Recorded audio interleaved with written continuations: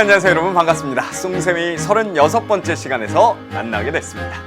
자, 이제 새로운 단원을 들어가게 됐는데요. 우리 교재로 보면 페이지 넘버는 172페이지가 되겠습니다.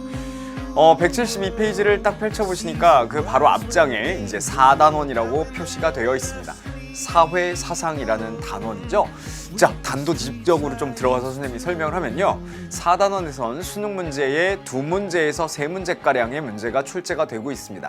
가장 중요한 출제 포인트는 자본주의와 사회주의에 대한 내용이죠. 자, 자본주의와 사회주의는 선생님하고 39강과 마지막 40강에서 다루게 됩니다.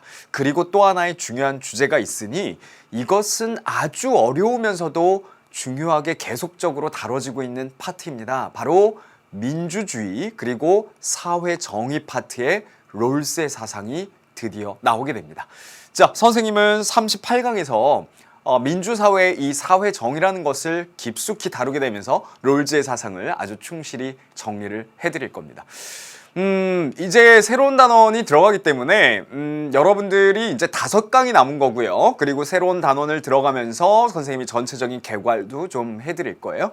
이번 시간 여러분들이 꼭 알아두어야 될 이것만은 꼭 무엇이 있을까요? 제기하면서 시작해 보도록 하겠습니다.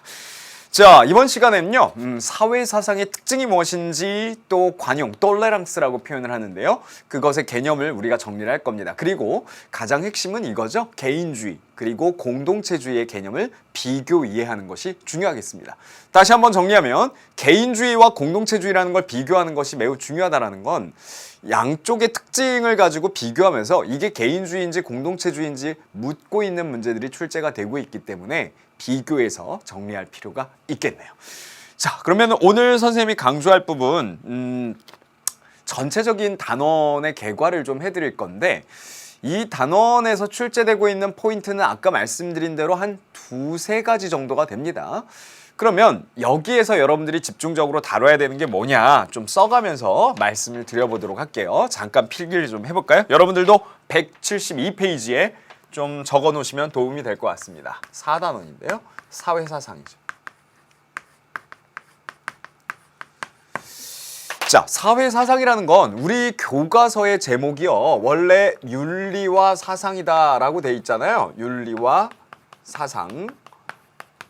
그런데 이제 와서 선생님이 이 비밀을 말씀을 드리지만 윤리라는 것은 주로 개인윤리적 차원이 많습니다. 그래서 개인윤리라는 포인트고요. 그 다음에 사상이다라는 건 사회사상이에요. 사회사상. 무슨 말이냐? 조금 더 깊이 들어가 볼까요? 개인윤리라는 건 주로 철학에 대한 내용들이 나오게 됩니다. 철학 파트죠. 그런데 이제 사회사상이라고 하는 것은 뭐냐면 사회학 파트예요. 사회학이라는 것은 엄밀히 얘기하면 이제 우리가 보통 서구 사회에서는 15세기 이후부터 이제 근대 사회다라고 표현을 하지만 본격적으로 뭐 산업혁명 이후에 사회가 굉장히 뻥튀기가 되죠. 그러니까 이제 개인의 삶만 가지고 해석할 수가 없어진 아주 업그레이드되고 덩어리가 커진 이 사회를 다루게 되면서 사회학이라는 게 등장을 하게 됩니다. 그래서 뭐 칼 마르크스, 그 다음에 막스 베버, 게오르그 짐멜, 그 다음에 뭐 에밀 뒤리케임 이렇게 4명을 사회학의 아버지라고 표현하기도 하는데요. 이렇게 사회학이라는 게 등장하면서 사회라는 덩어리를 다루게 되는데요. 그때 우리 교과서와 교재에서 다뤄지는 것처럼 몇 가지의 사회를 해석하는 이즘, 개념들이 나오죠. 그 이즘이라는 건 이제 주의, 무슨 주의 이러잖아요. 기택이즘, 기택주의 이렇게 되나? 그래서 이제 무슨 주의다라고 할 때 첫 번째로 등장하는 게 이제 개인주의예요. 근데 개인주의는 항상 뭐랑 같이 가야 되냐면 자유주의랑 같이 가야 되는 거죠. 사실은 개인의 자유니까요. 그래서 요것과 비교되는 포인트가 이제 공동체주의라는 겁니다. 공동체주의는 사실은 과거 교과서, 7차 교과서에 등장할 때는 공동체주의를 이제 집단주의다라고 해서 시험 문제가 이런 식으로 비교해서 많이 나오죠. 개인주의와 집단주의 혹은 공동체주의의 어떤 특징들, 그리고 그 안에서 우리 교재에 나와 있는 것처럼 이 자유주의라는 개념은 개인주의랑 함께 가기 때문에 이 특징을 비교해서 정리하는 게 굉장히 중요하다라는 거죠. 그 다음에 이제 민주주의라는 게 등장을 해요. 근데 민주주의랑 같이 다뤄져야 되는 게 바로 과거에 있었던 민본주의죠. 민본주의. 근데 각각은요, 제가 노란 펜을 들고 표시를 미리 해버리면 민주주의의 특징, 그 다음에 민본주의의 특징, 요렇게 벤 다이어그램을 그렸을 때 살짝 겹쳤지만 분명히 교집합이 존재를 한다라는 거. 그래서 이 교집합, 공통점을 물어보는 문제가 출제가 되고 있다라는 거고요. 마지막으로 자본주의, 캐피탈리즘이라고 합니다. 그 다음에 사회주의,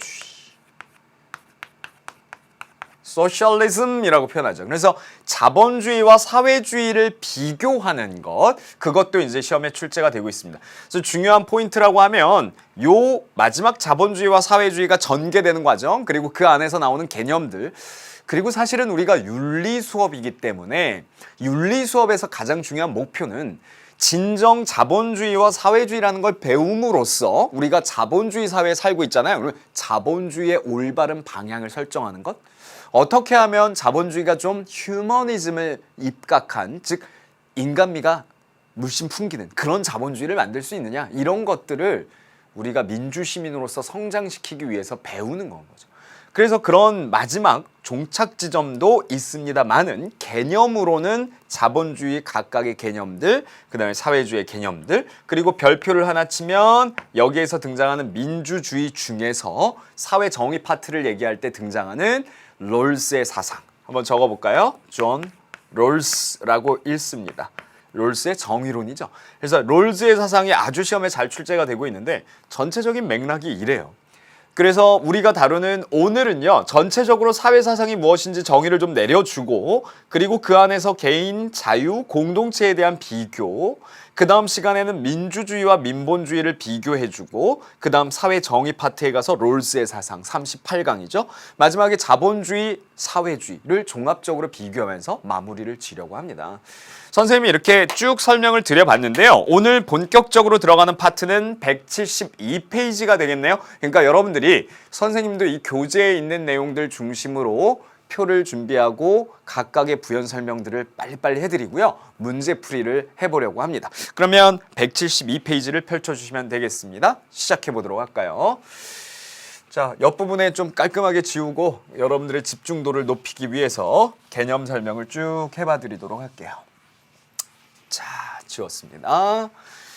그러면 사회 사상에 대한 정의, 또 그것이 어떤 사회에서 역할을, 어떤 것들을 하기 때문에 사회 사상이 필요하냐. 사회 사상은 아까 얘기한 대로 개인 윤리적 차원보다는 그 사회의 커다란 덩어리를 이해하는데 어떻게 해석할 수 있느냐라는 거죠. 선생님이 지금 안경을 끼고 있는데요. 여러분들도 안경을 끼고 있을 수 있죠. 여러분들이 끼고 사회를 바라볼 때 그 안경이 사회를 바라보는 눈, 즉 사회 사상일 가능성이 크다라는 겁니다. 찰스 라이트 밀스라는 학자가 있습니다. 이 사람이 사회학적 상상력이라는 표현을 썼는데요. 책 제목이기도 하고요. 사회를 바라보는데 사회학적 상상력을 가지고 바라보기 시작하면 굉장히 재미난 것들이 많다라는 거죠. 선생님이 이제 대학 때, 학부 때 선생님이 아주 존경했던 교수님이 한 분이 있었는데요. 우리나라에서 아주 사회학 파트에 대해서는 권위자이신 교수님이셨습니다. 근데 이 교수님이요, 수업을 하는데 아주 재미나게 수업을 하셨어요. 어떻게 하셨냐? 영화를 보여줍니다. 그 영화를 쫙 앉아서 보니까 얼마나 학생들이 좋아하겠어요. 그때는 이제 선생님이 좀 나이가 있거든요. 그래서 비디오 테이프로 막 영화를 볼 때니까 강의 시간에 이제 비디오로 막 연장 막 3시간을 연속으로 탁 보니까 얼마나 좋아하겠어요. 그런데 영화를 보고 나서 우리 교수님이 영화에 나오는 상징적인 부분들을 가지고 사회학적 개념과 연결을 해서 설명을 하기 시작합니다. 그때 봤던 영화들이 새록새록 기억이 납니다. 오늘 제가 잠깐 소개해야 될 그 파리대왕이라는 영화도 마찬가지고, 뻐꾸기 둥지 위로 날아간 새, 1급 살인, 이런 영화들이 생각이 납니다. 그런 영화들 속에 사회학적 상상력으로 이해할 수 있는 코드들이 굉장히 많이 녹아들어 있다는 거죠. 그래서 말이죠, 여러분들도 영화를 단순하게 팔짱 끼고 또 누워서 즐기면서 볼 수도 있겠지만 영화 속에 숨겨져 있는 사회학적 코드를, 또 개념들을 연결해서 분석하기 시작하면 영화가 한창 재밌어진다. 그래서 저처럼 영화 광이 돼버릴 수밖에 없는 거죠. 여러분들에게 그런 노하우를 지금부터 좀 전수를 해봐드리려고 하는데요. 그런 의미에서 사회사상은 어떤 의미를 갖고 있느냐? 현실 사회를 분석하는 틀이다. 사회를 바라볼 수 있게 해주는 눈이다 라는 거고요. 비판하고 바람직한 사회를 제시하는 체계적인 사고의 틀이다. 쉽게 얘기하면 여러분들이 사회를 바라보고 사회를 해석하며 올바른 사회를 그려나갈 수 있는 개념의 틀을 사회사상이라고 한다. 그래서 먼저 우리가 이 사회사상의 역할 중에 꼭 필요하다라고 하는 것은 설명적 기능이 분명히 있다는 거죠. 사회에 수많은 일들이 벌어집니다. 그 사회 현상들을 여러분들이 신문지에서도 보고 또 뉴스로도 접합니다. 그죠? 모니터로도 확인을 하시죠. 근데 그런 것들이 그냥 무의미하게 일어난 일이 아니라는 거예요. 사회학적인 여러 역학관계가 맞물려서 그런 일들이 벌어졌는데 그것에 대해서 잘 해석할 수 있게끔 해주면 얼마나 사회를 보는 눈이 균형 잡혀지고 또 커다래질 수 있겠습니까? 그래서 사회 현상을 분석하고 해석해주는 설명적 기능을 사회사상이 갖고 있다. 우리가 왜 이런 사회사상이라는 걸 배우게 되느냐? 사회를 잘 분석하고 재밌게 해석할 수 있는 눈을 뜨기 위해서 새로운 눈을 탁 뜨는 거죠. 그 다음 현 사회를 비판하고 대안을 제시해줘요. 자, 민주주의를 배웠습니다. 그럼 민주주의의 가치는 이러한 것이 있다. 정당제도를 하고 복수정당제조 그리고 의회 민주주의 그리고 그런 것들은 국민의 의견을 기반으로 그래서 민주주의와 민본주의는 닮은 점이 있다. 이런 것들을 쭉 배우면 그걸 가지고 현 사회를 비판할 수 있는 거예요. 나는 분명히 이렇게 배웠어. 그런데 이런 점은 부족한 거 아니야? 이렇게 얘기할 수 있다라는 거죠. 그래서 규범적 기능을 갖고 있다. 설명적 기능. 그 다음 현 사회를 개선하고 변화시키는 실천적 기능을 갖고 있어요. 그래서 유명한 사회사상가들이 새로운 사회를 만들고 현 사회의 부조리함을 극복하기 위해 많은 사회사상들을 제기하고 그것을 통해서 방향성을 제시하고 혁명을 일으키기까지 한다라는 거죠. 그런 인류의 노력으로 계속해서 인류의 역사는 발전을 해온 건지 모르겠습니다. 그죠? 자, 여기까지 선생님이 쭉 설명을 드렸는데요. 요거는 우리 교재에 172페이지에 여러분들 나와 있는 내용이고 이 부분은 선생님이 이제 첨가를 해서 넣어봤는데요. 이 부분은 사실 아래쪽에 쭉 설명들이 나오죠. 사회사상의 주요 특징들 그리고 그 아래 보면 사회사상이 지닌 현대적 요 부분을 선생님이 이렇게 녹여가지고 써봤습니다. 잊지 말아야 될 거.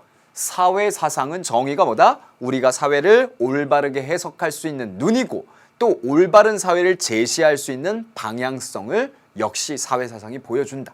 그래서 설명적이고 규범적이면 실천적인 기능을 사회사상이 갖고 있기 때문에 이렇게 생긴 선생님한테 여러분들이 사회사상이 뭐고 개인주의, 자유주의는 뭐고 민주주의는 어떤 요소여야 되고 그리고 자본주의와 사회주의는 어떤 길로 가야 되는가 사회주의가 망했지만 사회주의의 어떤 면들을 우리가 그것을 통해서 교훈점들을 얻어야 될까 이런 것들을 배운다라는 거죠. 이제 그 이유가 해결이 되셨습니까? 자, 그러면 사회사상이라는 건 무엇을 다루는 것인가? 이 사회제도와 사회운동, 사회사상의 관계를 통해서 더 명확하게 좀 보여드리려고 합니다. 이것 또한 자료실에 그대로 제가 올려놓을 테니까 여러분들이 다운로드를 받으시고 활용하시면 되겠습니다. 사회제도라는 게 있어요. 인간이 사회적으로 살아가는데 필요한 기본적인 틀로서의 조직화된 관행과 절차입니다. 그 사회가 처음 만들어질 때 약속을 하게 되죠. 그래서 그 약속을 기반으로 사회가 만들어지는데요. 그걸 사회제도라고 그래요. 근데 그 사회제도의 일정 부분 변화를 초래하려고 하는 움직임을 사회운동이라고 합니다. 그죠? 여러 가지 운동이 있겠어요. 제도권 안에서의 운동이 있을 수도 있고 제도권 밖에서의 운동이 있을 수도 있고요.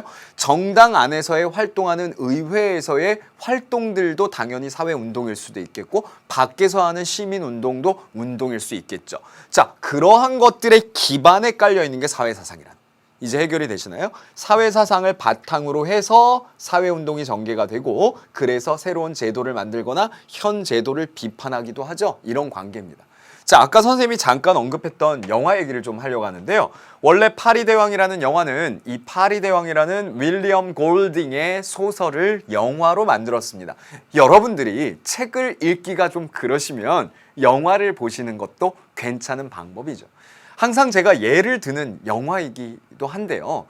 이 영화의 주인공들은 소년들이에요. 배가 난파를 합니다. 무인도에 이 소년들이 머물게 되죠. 근데 말이죠. 소년들은 아주 구체적인 사회화가 많이 되어 있지 않은 존재들이었어요. 잘 모른다라는 거죠. 근데 이 소년들이 이 무인도에서 살아가고 지내가면서 자기네들이 필요에 의해서 제도들을 만들어냅니다. 약속을 한다는 거죠. 우리가 너무 모여가지고 서로 떠들다 보니까 자, 이 소라 껍데기를 든 사람이 이제 발언권을 갖는 것으로 우리끼리는 약속을 하자. 최초의 사회제도가 만들어지는 거죠. 그리고 그 사회제도라는 걸 바탕으로 해서 무언가 문제가 생긴다라면 그것을 변화시키기 위한 서로의 갈등도 만들어지고 운동도 벌어집니다. 그러한 모든 것들이 다 사회사상이 깔려 있기 때문입니다. 이 영화의 마지막 장면이 아직도 기억이 생생하게 나는데요. 근데 이 영화에서 우리가 확인할 수 있는 건 참 많은 사회학적 개념들이 발견이 됩니다. 종교의 원초적인 형태도 발견이 됐고, 그리고 최초의 사람들이 어떻게 제도들을 만들어내고 사회 운동을 만들어냈으며, 그런 것들의 기반에는 사회를 바라보는 눈, 사회사상이라는 게 있다라는 걸 얘기를 할 수 있죠. 이 영화에서도요, 약간의 그 계급의식, 편이 갈라지고 싸우게 되고, 그런 것들은 서로가 사회를 바라보는 눈이 다르기 때문에 그럴 수 있다는 거죠. 그런 점까지 여러분들이 정리를 해놓으시면 힌트가 다 담겨 있다는 겁니다. 똑같은 사회 현상을 바라보더라도 해석하는 방식은 다양할 수 있다라는 거죠. 자, 거기까지 말씀을 드렸고요. 그 다음에 사회사상이라는 게 이제 쭉 전개가 되어가면서 우리 교재에 나와 있는 것처럼 사회사상의 변화라는 게 나오게 되는데요. 잠깐 옆에다 좀 옮겨가지고 써보도록 하겠습니다. 페이지 172페이지 사회사상의 변화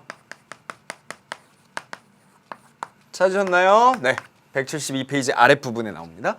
사회사상의 변화라는 건 사회사상이 최초에 만들어진 건 1번 자 프랑스 혁명을 기점으로 프랑스 혁명 이후에 아주 다양한 사회사상들이 등장합니다. 프랑스 혁명을 통해서 만들어진 가장 중요한 가치는 자유평등박이죠. 그러니까 자유주의라는 게 나오게 되죠. 그리고 자유주의라는 건 개인주의라는 것과 연관되어서 발전합니다. 프랑스 혁명을 통해서 민주주의라는 것은 더 급속도로 발전하게 되고요. 벌써 등장하는 게 뭡니까? 자유주의, 개인주의, 그리고 민족주의. 민족주의라는 것도 이제 등장을 하거든요. 민주주의라는 것도 등장을 하고, 그러한 것들이 프랑스 혁명을 통해서 사회사상이 굉장히 많이 발전을 하게 됐는데 탄생되었고요. 그 다음에 이제 냉전체제라는 게 오게 돼요. 2번. 그럼 냉전체제는 뭐냐면, 왜 냉전체제라고 번역을 하냐면 콜드 워입니다. 콜드 워. 그러니까 콜드 워는 냉전, 아주 얼어붙어 있었다라는 거죠. 2차 세계대전 이후, 그리고 이 전 세계적으로 이데올로기적 갈등의 시대라고 표현을 합니다.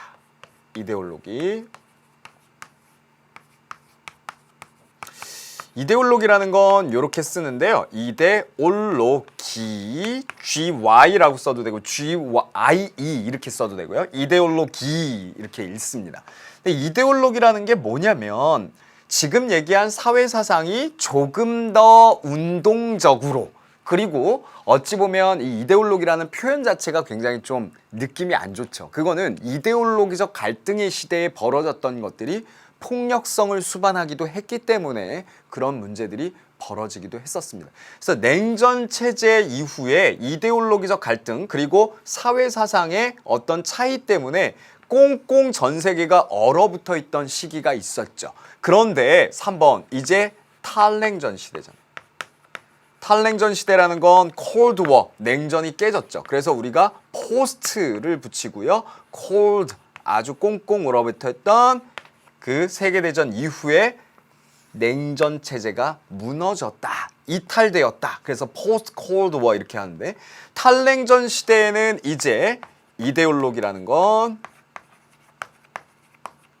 종식되었다, 이런 표현들이 나오게 되죠. 무슨 말이냐?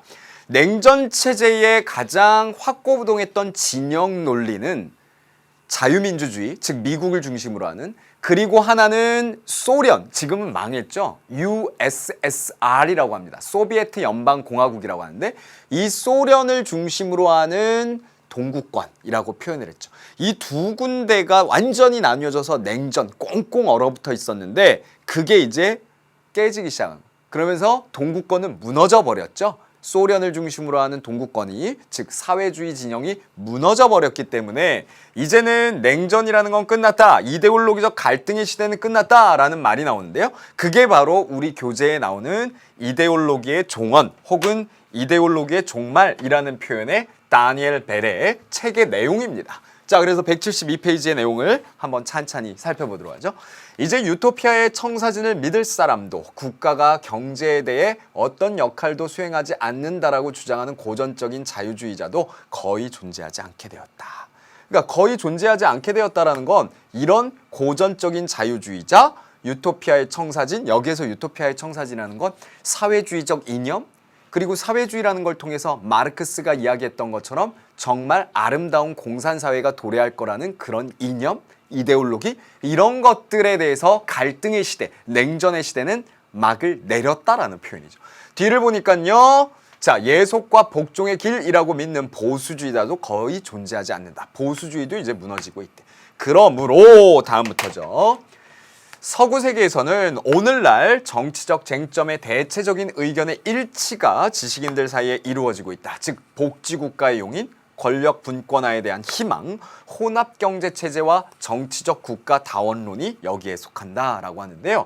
이제 거의 이러한 것들로 싸움은 끝났다라고 얘기를 하는 건 거죠.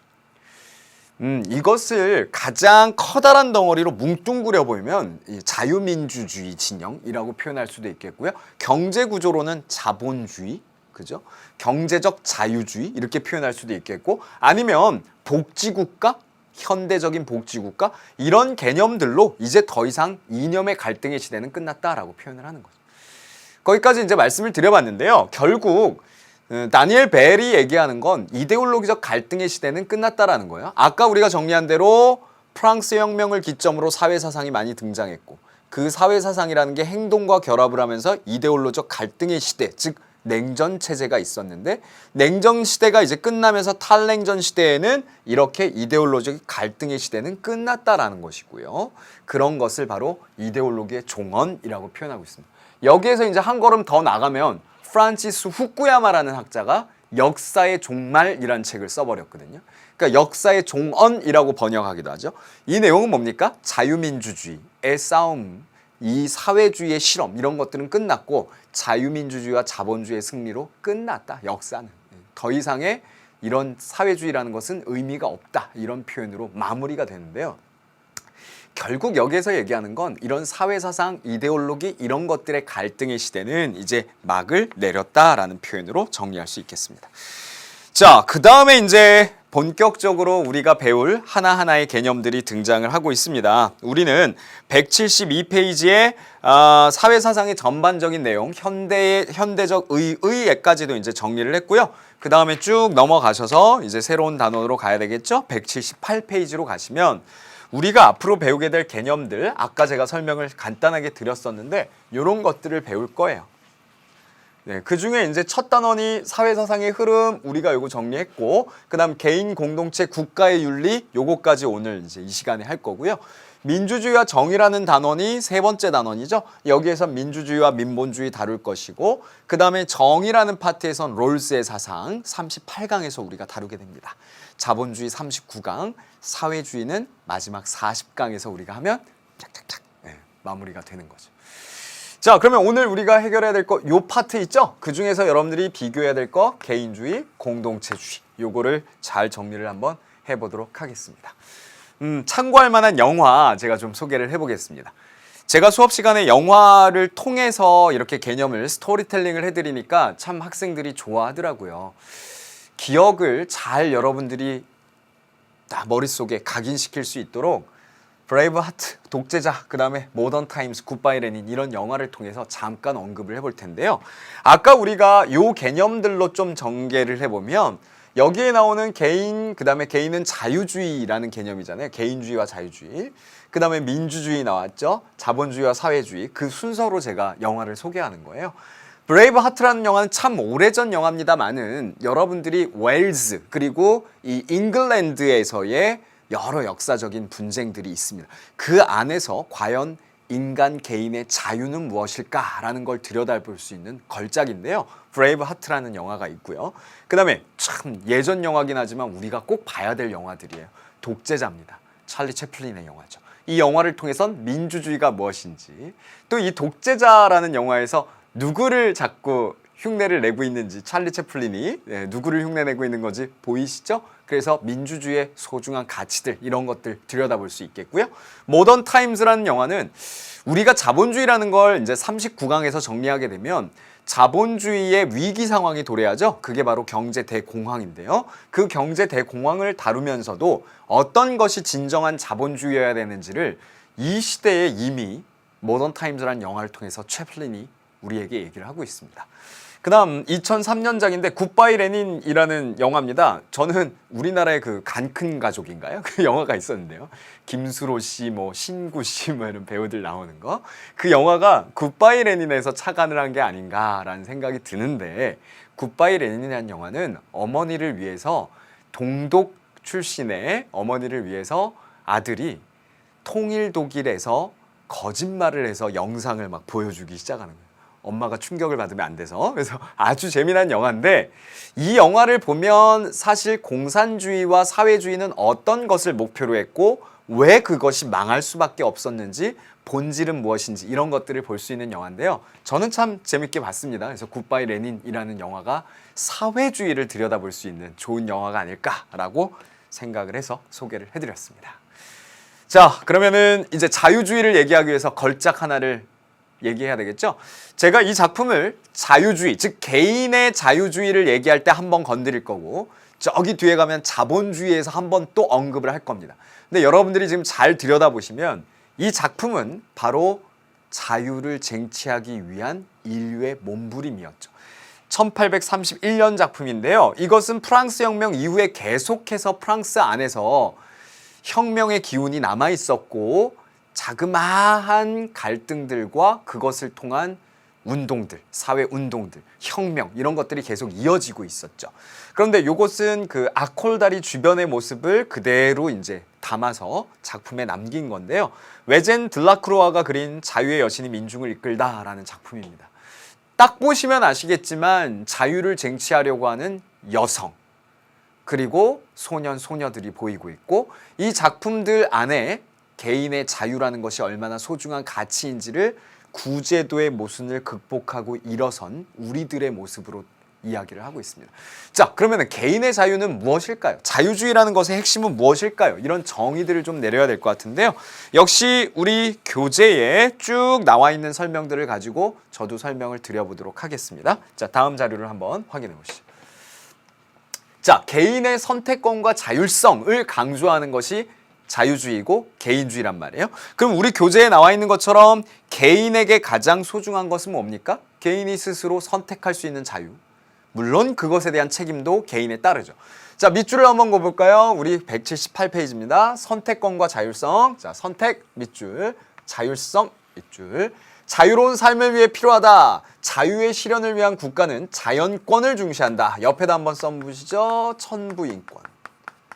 그죠? 누구나 다 동일하게 존중받아야 되는 하늘이 준 우리의 인권, 즉 사람의 존엄성을 얘기하죠. 자, 자유주의는요, 개인의 자유가 무엇보다 소중한 가치라고 보는 사상이고요. 인간관으로 접근해보면 모든 인간은 억압이나 구속으로부터 자유로운 존재임을 이야기하는 겁니다. 그래서 인간관에서 자유주의가 등장하는 것은 뭐랑 비교를 해야 되느냐? 사회주의에서의, 자, 써보세요. 네, 사회 중심의 인간관, 이것과 비교를 해야 됩니다. 사회 중심의 인간관이라는 건 개인이 홀로 살아갈 수 없고 사회적 존재다라는 걸 기반으로 하고 있는데요. 오히려 자유주의라는 것은 개인의 자유가 가장 중요하고 개인의 이익이 중요하다라는 거예요. 그래서 사회의 공공의 이익이라는 걸 가지고 개인의 이익을 침해하면 안 된다라는 게 가장 바탕에 깔려 있죠. 자, 그래서 제가 아랫부분에 쭉 좀 보여드릴 건데요. 우리 교재 178페이지에 나오는 것처럼 이런 자유주의를 강조하는 사상가들은 여러 명이 있습니다. 좀 보여드리면서 얘기를 해보면요. 사실 이렇게 개인의 자유가 중요하다라고 주장하는 것은 우리 교재에 있는 것처럼 뭐 베이컨이나 홉스, 그 다음에 로크, 휴me, 뭐 다양한 사상가들이 쭉 있죠. 그 중에서도 여러분들이 체크를 해야 될 사상가들이 있는데요. 베이컨 동그라미 치셔야 되고요. 우리 교재 178페이지입니다. 그 다음 홉스 동그라미 치셔야 되고 로크 동그라미 치셔야 되겠죠. 그럼 홉스와 로크는 공통적으로 어떤 사상가인가요? 그래요. 네, 사회 계약설론자들이죠. 그 다음에 쭉 아래로 내려와 보면 몽테스퀴에도 나오고 볼테르, 루소, 칸트, 베버 이렇게 쭉쭉 나가잖아요. 그 중에 여러분들이 알아두셔야 될 사람 칸트에다가 밑줄. 제가 왜 이런 얘기를 이제 교재에 나오는 것을 쭉 설명을 드리냐면 결국 그런 사상가들의 이야기를 통해서 책에 나오는 내용들 이런 것들을 가지고 여기에 나오는 자유주의의 개념들을 설명할 가능성이 굉장히 크다라는 겁니다. 자, 어떤 내용들이 거기에 녹아서 나올 수 있느냐. 지금 선생님이 강조했던 것처럼 누구? 사회계약설론자들, 홉스, 로크 이런 사람들, 그 다음에 몽테스퀴에나 칸트 이런 사람들의 사상들은 국가는 개인의 자유를 보장하기 위해서 존재한다라고 주장을 하거든요. 그 다음 국가는 특정한 가치를 지지하거나 따르지 말고 국가 중립성을 유지해야 된다. 그래서 타인의 자유를 심각하게 위협하는 행위나 스스로의 자율성을 크게 훼손하는 경우들 제외하고는 개개인의 삶에 지나치게 개입하는 것은 그 국가를 좋다 나쁘다 평가할 때 아주 중요한 개념이다. 그러니까 많이 개입을 하면 좋은 국가가 아니다라고 평가를 하는 것이 개인의 자유를 강조하는 자유주의 사상, 리버럴리즘의 핵심이라는 거죠. 자, 여기까지 쭉 설명을 드려봤고요. 그래서 개인의 선택과 자율성은 굉장히 중요한데 이런 것들이 타인의 삶에 뭔가 위협을 가하고 또 타인의 삶에 뭔가 안 좋은 영향을 끼친다면 그것을 더 이상 자유라고 표현하기보다는 방종이라고 표현하는 편이 나을 겁니다. 그렇기 때문에 어떻게 하면 개인의 삶에 대해서 나의 삶을 자유롭게 또 타인의 삶도 침해하지 않으면서 조율할 수 있을까라는 개념으로 등장하는 것이 바로 톨레랑스라는 개념이에요. 자, 우리 178페이지에 체크해 주시면 되겠습니다. 자, 178페이지에 나와 있는 것처럼 우리가 살아가면서 아주 중요한 가치들이 있는데요. 나의 자유도 중요하지만 타인의 자유도 중요하죠. 그러면 이 개인의 자유들을 어떻게 조율할 수 있을까? 그 조율을 할 때 필요한 태도가 톨레랑스입니다. 다른 사람이 생각하고 행동하는 방식의 자유 및 다른 사람의 정치적, 종교적 의견의 자유를 존중하는 것이 바로 첫 번째 톨레랑스의 자세죠. 두 번째, 프랑스 말 사전은 뭐라고 얘기하고 있냐? 특별한 상황에서 허용되는 자유, 특별한 상황이다 라는 표현은 그 뒤에 보면은 이런 표현이 나오죠? 뭐라고 나옵니까? 자, 다수와 소수 사이의 관계에서 나와 남을 동시에 존중하고 다수가 소수를 포용하기 위한 내용을 품고 있다면 특별한 상황이라는 것은 뭐 톨레랑스의 둘째 말뜻이 결국 권력에 대하여 개인의 자유와 권리를 보호하려는 의지를 담고 있는 것. 근데 여기에 나오는 말이 너무 여러분들이 어려우실 것 같아서 톨레랑스를 제가 쉽게 설명을 드리면 톨레랑스라는 건 톨러런스, 영어식 표현이잖아요. 이건 참는다라는 의미가 있는데 우리나라 말로 번역할 때는 관용이라고 번역하죠. 이건 약간 너그러울 관자에 용서할 용자니까 위에 있는 사람이 너그럽게 용서해주는 개념인 것 같잖아요.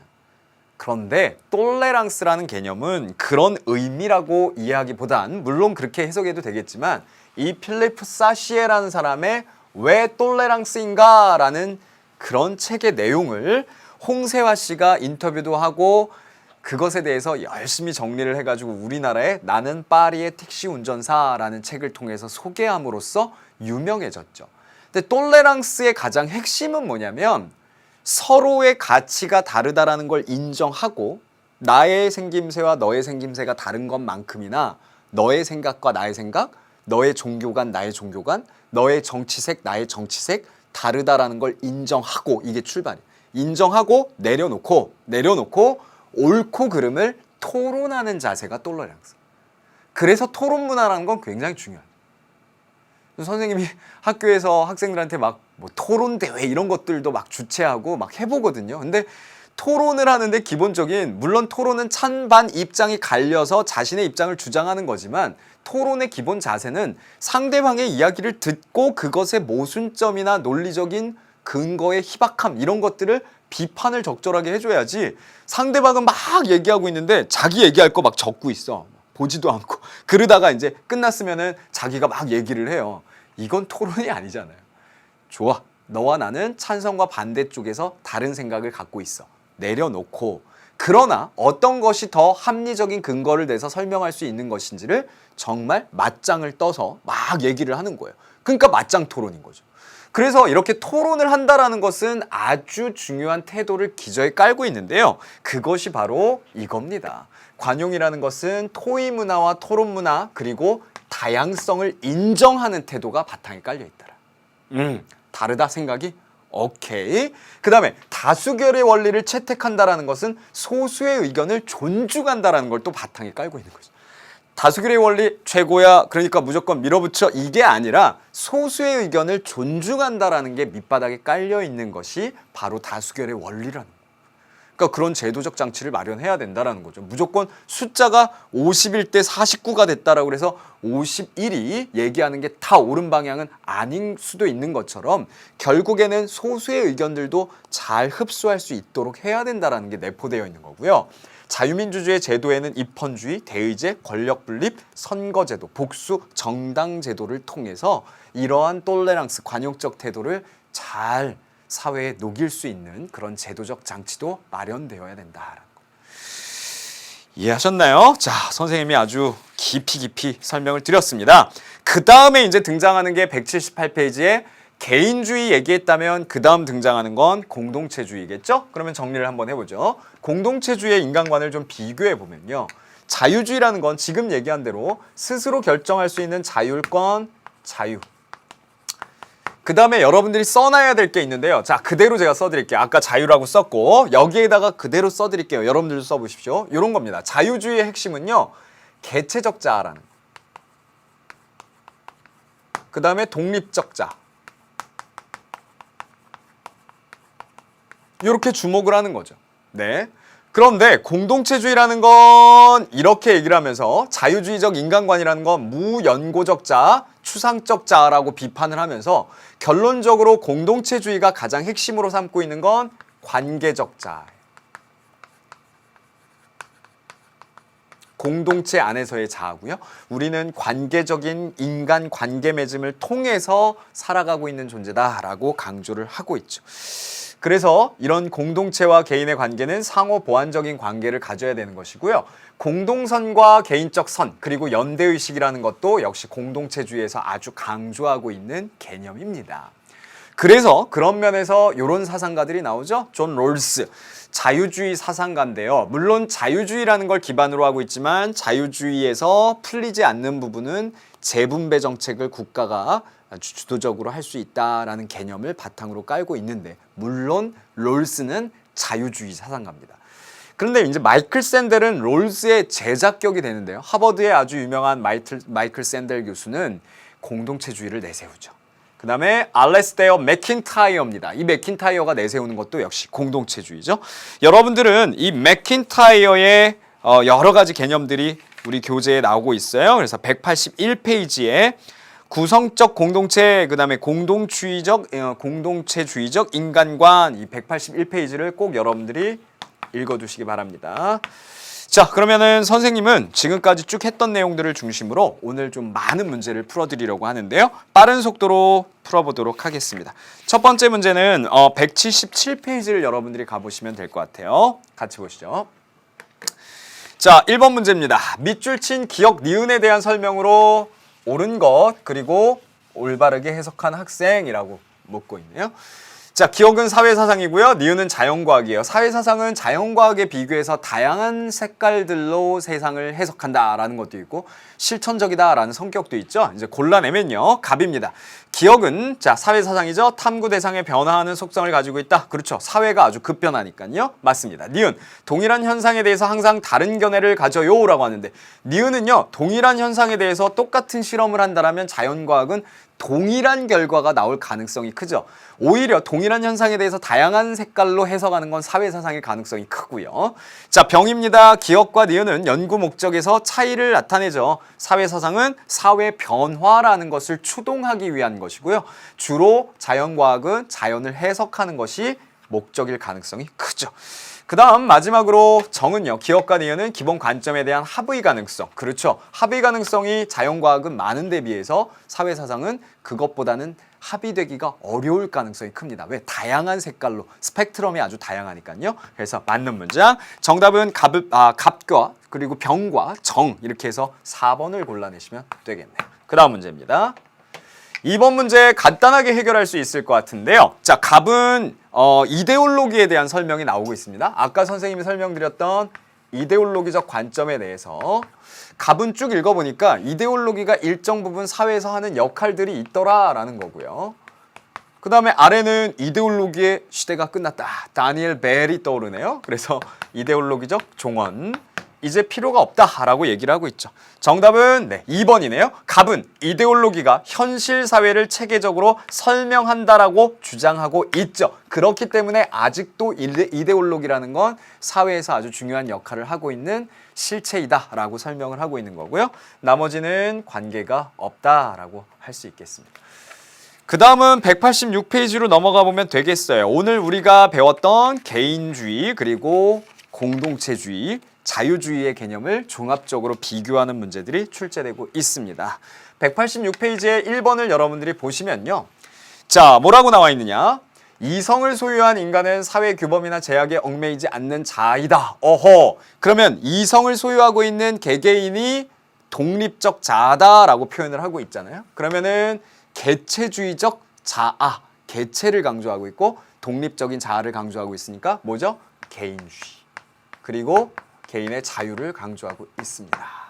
그러면 이것을 가지고 적용을 해보면 되니까요. 간단합니다. 문제를 어떻게 푸시느냐. 여기에다가는 no, 여기에다가는 yes잖아요. 그러면 개인의 자유를 강조하는 사상, 개인주의 혹은 자유주의에서 아니오로 나오고 yes로 나올 수 있는 것들을 넣으면 되죠. 자, 1번. 개별적 자아를 강조하는가? yes잖아요. 그러니까 답이 될 수 없죠. 개별적 자아를 강조하죠. 그 다음에 2번. 공동체는 개인의 소속감을 형성하는 토대인가? no죠, no. 공동체는 개인의 자아가 중요하기 때문에 이렇게 개인의 소속감을 형성하는 토대로서 중요함을 갖는다라고 개인주의와 자유주의에선 보지 않아요. 그러니까 이게 no니까 정답은 요걸 고르시면 되죠. 그 다음 3번. 공동체는 개인의 자율성을 위한 수단일 뿐인가? 이거는 no죠, no. no니까 답이 될 수 없겠네요. yes로 나와야 되고. 그 다음 공동체적 삶을 통해서만 삶의 의미를 발견하고 행복하죠. 이거는 공동체주의죠. 개인주의는 no, 아닙니다. 그러면은 답이 될 수 없겠네요. 마지막도 yes로 나와야 되는데 yes인지 볼까요? 공동체 구성원으로서의 역할과 공동체의 전통 및 가치를 강조하는가? 이건 역시 공동체주의적 관점이죠. no라고 할 거니까 답이 될 수 없겠네요. 2번 가볼까요?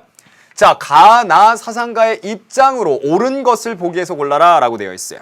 자, 가를 보니까요. 자유주의적 관점이죠. 나는 타인에게 해를 끼치지 않는 범위 내에서 무엇이든 마음대로 개인주의 그리고 개인의 자유를 강조하고 있습니다. 그런데 인간은 사회적 동물로서 사회적 동물을 강조하고 있고요. 공동체를 강조하고 있네요. 이렇게 써놓으시고 문제를 풀면 되는 거예요. 그러면 기억.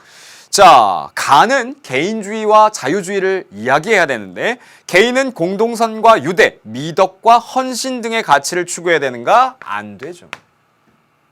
여기에서는 개인의 자유가 중요하다라는 사고방식을 기술해줘야 되니까요. 니은입니다. 가는 개인의 권리는 타인에게 양도할 수 없는 불가침. 그렇죠. 아까 천부인권 얘기해놓고 개인의 권리가 아주 중요하다. 자, 나는 소속된 자아 사이에 형성된 공동체의식을 중요시한다. 당연하죠. 소속된 자아, 관계적 자아 이렇게 해서 기억을 떠올려도 좋고요. 자, 리을입니다. 나는 개인적 자유와 권리의 보장이 좋은 공동체를 만드는 전제 조건이다. 개인적 자유와 권리의 보장은 주로 어디에서 얘기하죠? 개인주의. 그렇게 보장해주는 게 좋은 국가다라고 보는 건 개인주의에서 국가를 평가할 때. 그러니까 틀렸죠. 왜? 사회와 공동체를 강조하는 것을 이끌어내야 되는 문장인데요. 그래서 정답은 니은티그 3번이 정답이 되겠습니다.